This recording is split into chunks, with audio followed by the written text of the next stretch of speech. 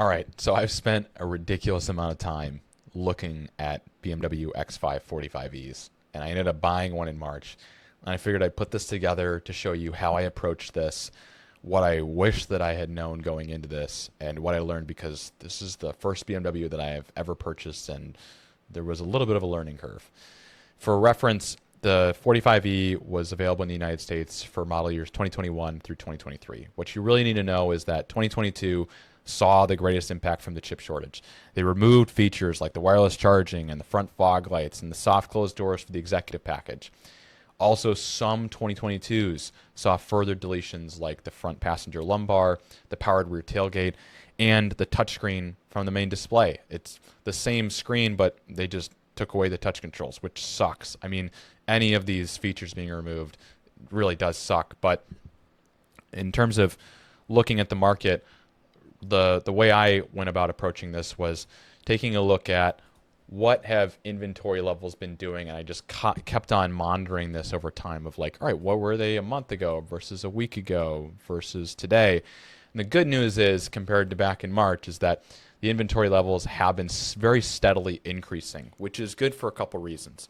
First is that we want more comps on the market when we're evaluating the price. And this is the exact thing that dealers do. They look at comps all day long for how to price their vehicles. And sure, their systems, they push out kind of a recommended price and then yada. But in reality, when they're looking at kind of evaluating the deal, they're looking at other comps in the market.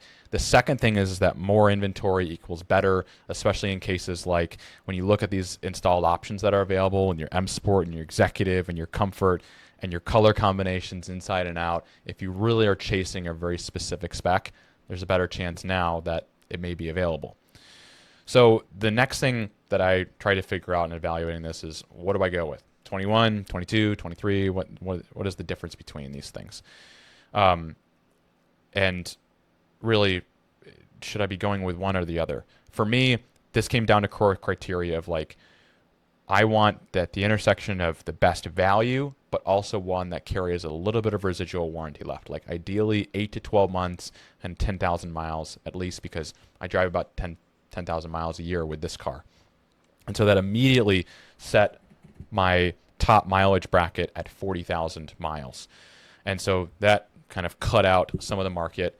And then I was curious on, is there really much price difference between these three model years? And yeah, there is. Because 2021s were probably the least likely to carry that residual warranty that I wanted, that 8 to 12 months, I just ruled those out altogether, which sucks because I would have loved to have the front fog lights and also all of the features included. But you know, it is what it is. So I didn't see the need for going with the 23 because, one, I had time. Like, I was replacing a daily driver, another plug-in hybrid, and a beloved wagon that I was reluctant to give up, but my dog he's big, and so he needed to have more space. Anyway, the 2022 is where I ended up with because I wanted to see, could I find one of these things that wasn't impacted by the chip shortage and was in the spec that I wanted, and I was willing to wait. And so we'll look at the 2022s here. So the next thing I do is I put the market, I place the market down to the highest concentration of where all these listings are, the aggregate. I don't really care about those without the prices listed. I don't care about the ones that the highest end of the market. I just want to see where they're all hanging out. And when I look at these listings, and I'm looking at where they are scattered across the United States, the first thing that pops to mind when I look at this price mileage relationship is the biggest grouping is around $44,000 and 37,000 miles, which makes sense. Like 3-year-old car, 10 to 15,000 miles per year, you're typically driving 30 to 45,000 miles. If that case is correct. The key thing here that I'll start with is that we're going to look at the price mileage across the general aggregate. We're going to look at sold listings. We're going to look at the impact of these options. But my belief is that there's kind of three prices here. There's the price that the vehicle is initially listed at, or currently listed at. There's the price that shows up on the deal sheet of what the dealer prints out to you for your quote. And then there's the price that the car actually sells at. And these are sometimes three very different prices. And so it's important to know that, because when we go out and we look at this market and we're like, all right, $40,000 to $58,000, 10,000 miles to 37,000 miles on average. All right, what is actually transacting? What is actually selling in this market? Okay, here's where we're at. A little bit more of a constraint. It's $43,000 to $53,000 and 4,000 miles to about 35,000 miles. So similar-ish within the miles and still similar on price, but just the price is more constrained. And so we're wondering, okay, how cheap can we go? And we look at some of these listings and we go down to, say, $43,000, and you know what? I'm just going to use the sort instead. Sort by lowest price. And we can kind of get a makeup here of these. And I'm going to hide this, and I'm going to close my map to really focus on this, because this is the next step of the journey. I've looked at a ridiculous amount of 45E listings to know, my eye has been trained to play Where's Waldo. And I look at these listings and I'm like, okay, this one doesn't have M Sport, this one has M Sport, this one doesn't, this one looks like it has the non-extended merino leather package.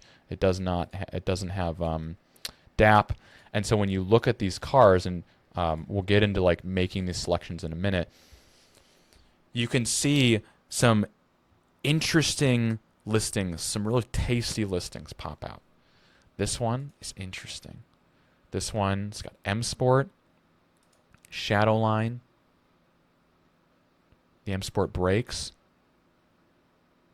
and it's got glass controls, and it has DAP. Very interesting. But yet, it was priced at 46,000, 34,000, 35,000 miles.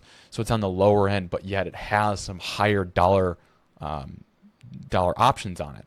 And sure, title status is important on this, but I think what we're going to see here is there are some of these very interesting ones with higher options that may have been certified, that had clean titles to fall inside of BMW's parameters for certifying, and then also another instance where it was just used, but it had higher options. And I think that's really where you start to see these outliers of opportunity. And in this case, this one also was M Sport, didn't have every option. It has DAP, and it has the white seat option, and it has 4-zone climate control. And that's interesting because it sold basically at the bottom of the market, but it also had 38,000 miles. And I think this is, again, where you're going to be referencing, so it's basically priced here.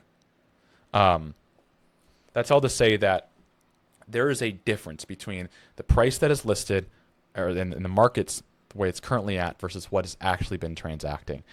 And this all leads to kind of identifying that sweet spot. And sure, you may have preferences over, I literally don't have a preference. I'll take, whichever 45E, ideally it just doesn't have any of those deletions, or I want this exact spec. I want Manhattan green. I want the mineral white metallic, and I want Tartufo seats or whatever. I think the important thing to know is that where could pricing be for that sweet spot to identify just a wicked good deal. Let's go back here and let's look at these instances where you may have a spec that you're wanting to dial in, like you want M Sport, you want executive, and you really want 4-zone. Okay, 7 sold in the past 2 weeks, 9 available today. Of the 9 available today, 51K to 59K, stretching 14,000 miles to 31,000 miles. But what has actually been selling? Go back to sold listings. Take a look at them. Interesting. 49,000, basically 49,000 to 53,000 now, spreading 19,000 miles to 36,000 miles. So there were some that are currently for sale, those extra two that have lower miles, some lower miles. But what's interesting here is these cases where you have one that's used with 23,500 miles, sold for 50 grand after 25 days. This one at 35,000 miles, sold for 49 grand. And you're starting to see here, like, okay, sure, the most of this market is kind of priced a little bit higher, and especially when we look back at what's currently available, yes, there may be some that are priced a little bit higher, but what you may notice as this listing in particular, CPO, 35,000 mile, really well optioned car, sold after 2 days. And because people are watching these markets, and sometimes, you know, a dealer has a number of reasons why they may price the car, but in the end, they're going to be looking at their comps. They're going to be looking at what their system is recommending to them. But sometimes they just want to move the inventory. And so these more competitive vehicles that are priced this way will move ridiculously fast. And so that's why I think you start out at this zoomed out perspective of all those 117 vehicles that are for sale right now, that, you know, I don't need these options on the car, but I really have this clear mileage parameter that I want to fall within so that it's still within warranty. Like, it is possible to get, say, a really well optioned 45E within this $48,000 price point. Because again, there's the price that the car is listed for, there's the price that you first see on the deal sheet, and there's the price that you actually end up buying the car for. And it is, in my opinion, really all derived from these comps, especially when you're looking at used cars. And you're leveraging these comps in your conversations with your dealer, and the dealer may have a number of reasons why they can't go to a certain level. And is it to protect the targeted 10% profit in between what they bought it for on trade versus what they're trying to sell it at? Is it because, you know, they were able to price it more competitively because they've already sold the car once before and they took it back on lease and they just wanted to get it out of their lot? Or do they buy it on an auction and they paid too much for it at auction and they need to protect that, again, that beloved profit on their end? So this is your kind of outlook over the 45E. And if you are in that market for one that you really don't care about it having too many options on, and you're really just focused on, hey, I'd like to have one with lower miles, still be within warranty, etc. You're using, again, those same comps. See what's been selling, see where that floor is at to guide your pricing conversations. We know that when you look across the market overall, again, of what was actually selling of these 49, we know that our kind of floor is right around 43,000. The ceiling's at 53,000. That's our spread. Okay, with that being said, I want to talk about a couple items that I wish that I'd known. First, the TSB. The TSB, or the Technical Service Bulletin, that's issued from the manufacturer, in this case BMW, to all their dealer network about a known issue. In this case, it covers a lot of models. In our case, it's this G05. We're looking at G05 pre-LCI, or life cycle impulse, basically the facelift. And in this situation, you're seeing driveline shuddering. And this happened to my exact X5 that I purchased in March. And I've since had this issue resolved by following this TSB, or having the dealer follow this TSB. You're seeing this issue occur over low to medium loads when you're accelerating. In my case, it was low to medium loads when on the highway, kind of uphill through a curve. And there's two ways to resolve this issue. First is by replacing the transfer case fluid. Second is by replacing the transfer case overall. If you're in warranty, this is all covered underneath warranty. If you're out of warranty, from my understanding, fluid change costs about $500. And then the transfer case is between $4,000 and $8,000, depending on shop rates in your area. Interesting. And since at least this, I'm going to put it through the paces because apparently BMW asks for you to drive it for the next 1,000 miles after the fluid is changed to see if that resolves the issue. So, depending on the circumstance, you may want to look at getting this done if you have this issue well before the 50,000 miles or your time expires.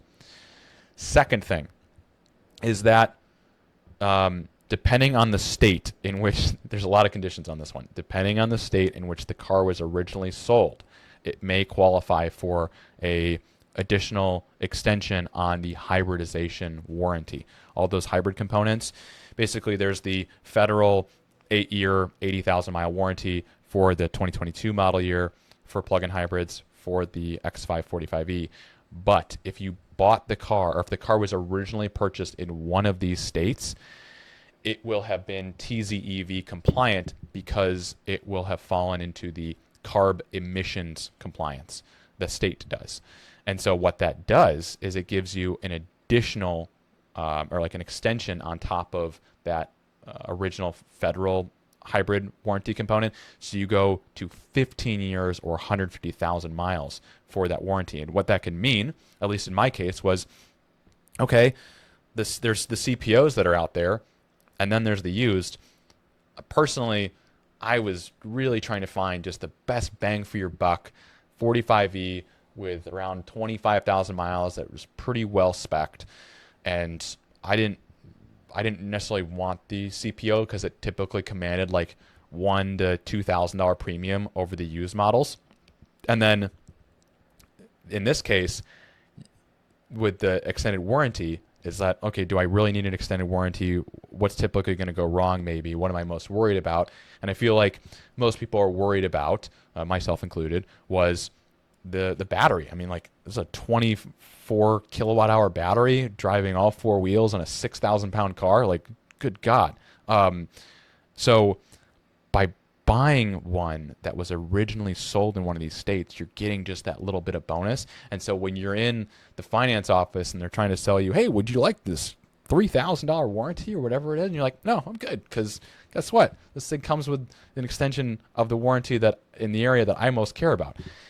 Anyway, the way you can kind of look at this a little bit, if we go back to the market for these things, is let's look at currently listings that are for sale, and we'll look at those for sale within these states. So it's California, Connecticut, Colorado, Massachusetts, Maryland. I'll put all the states in the description below because they are specific to this model year when the vehicle was originally sold.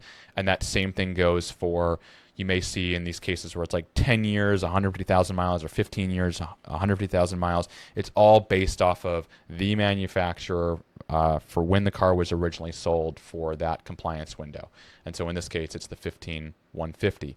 But what's interesting here is I just selected a couple of these states. And what we can see is I would guess, and it was the case with mine that I bought because it was within California, is that because all these are used, where they're being offered for sale is likely in the same state in which they were originally first sold. So there's a very good chance that these states where they're currently for sale in likely have the TZEV coverage. And if you can identify one again in kind of that sweet spot here of about $48,000 with about 30,000 miles, and you can get one in these states, man, you're just getting a really nice bonus on top of it.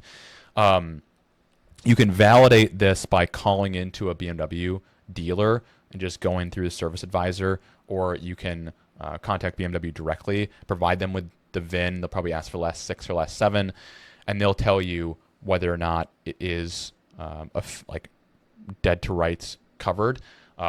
Additionally, you can open up the hood, and on the admission sticker, there may be something that says TZEV. But I would, if you're isolating down to a very specific VIN and you have a deal sheet and you're ready to buy it and you want that just added peace of mind, call the dealer, or if it's being sold by a BMW dealer, just go through the service department, ask them to validate, because that's a really nice sweetener. Anyway, this was just after many months of hunting these things. Learned a lot because this is the first BMW that I've owned. In case you have any other questions, just feel free to comment below, and I'll do my best to answer them. But otherwise, no regrets over this purchase. It's been a really good rig. And thanks for watching this video.